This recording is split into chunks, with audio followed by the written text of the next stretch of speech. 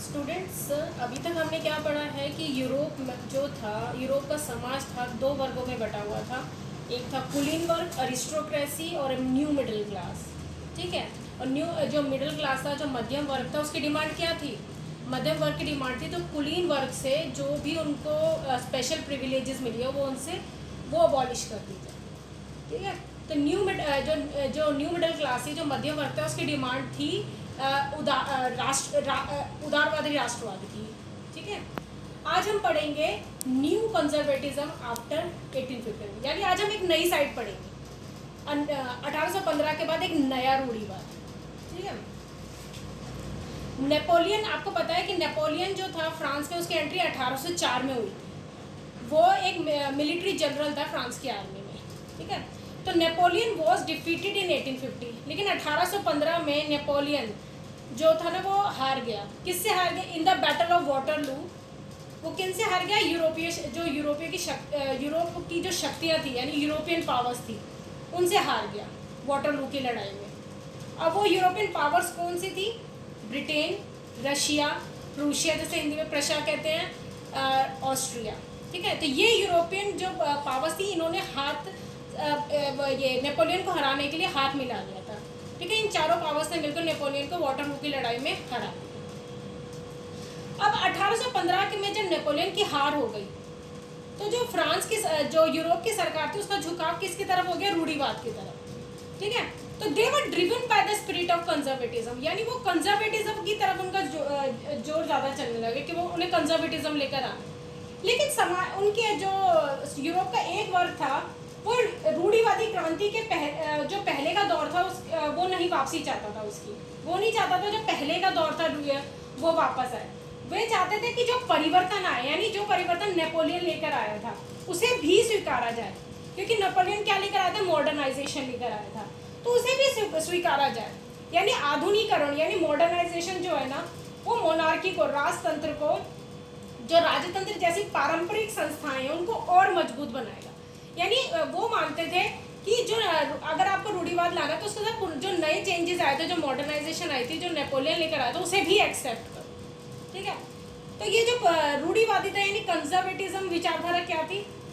जो स्टेट है, वो जो रूढ़िवादिता जो थी ना, जो स्टेट, जो राज्य और समाज है, वो राज्य और समाज किसको एक्सेप्ट करे? ट्रेडिशनल जो रूढ़िवादी संस्थाएं हैं, पहले की संस्थाएं जैसे चर्च, उन रूढ़िवादी रीति रिवाज उनको एक्सेप्ट करें। जो उनकी पुरानी परंपराएं हैं उनको एक्सेप्ट करें, उनको मान्यता दें।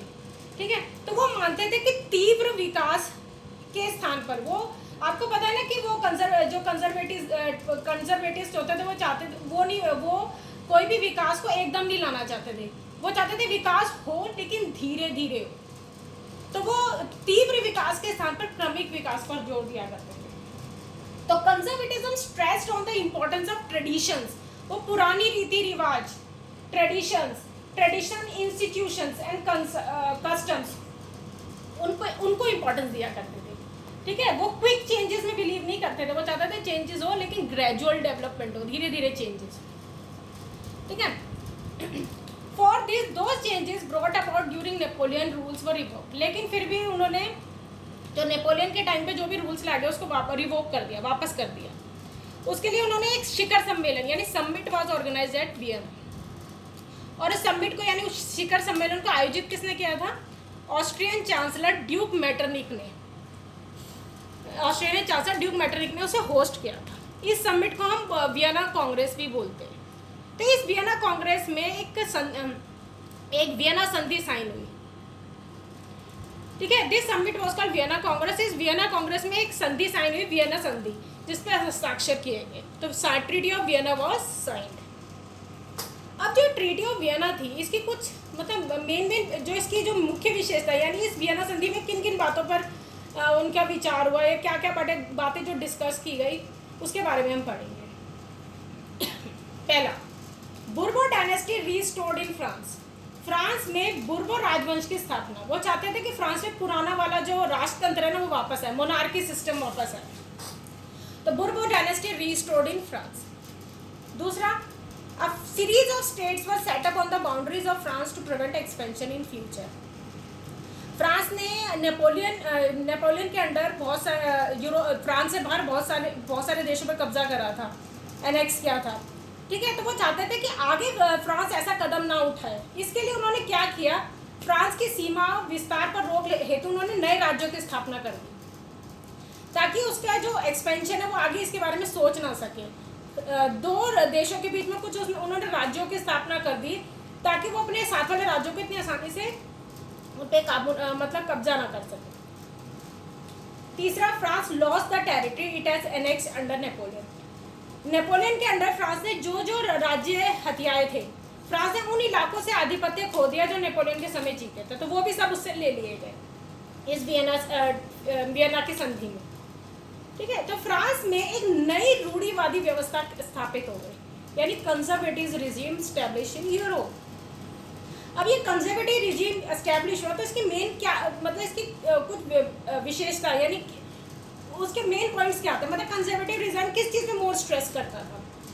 वो जो कंजर्वेटिव रिजीम थे वो ऑटोक्रेटिक था, और दूसरा वो बहुत सेंसरशिप लॉज लगाए थे उसने।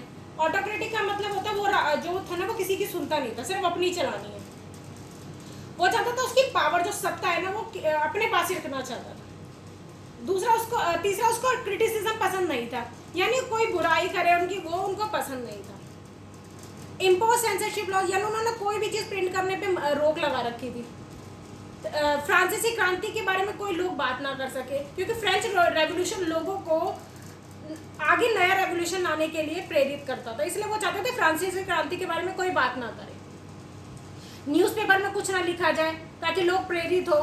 क्योंकि अब फ्रांस में दोबारा से मोनार्की आ गई थी, क्योंकि लोग सोचेंगे ना कि पहले भी एक बार वो डेमोक्रेसी को एंजॉय कर चुके थे, तो लोग उसके बारे में सोचते थे। लोगों के दिलो दिमाग में अभी भी उसकी मेमोरीज थी, फ्रेंच रेवोल्यूशन की यादें थी। ठीक है, तो but the memories of French revolution continue to inspire for another revolution. लोगों के अंदर भी अभी भी फ्रांस रेवोल्यूशन की जो यादें थी वो उसको याद करते थे। तो अगली क्लास में हम पढ़ेंगे एक और नई साइड पढ़ेंगे रेवोल्यूशनरीज के बारे में, यानी क्रांतिकारी के बारे में।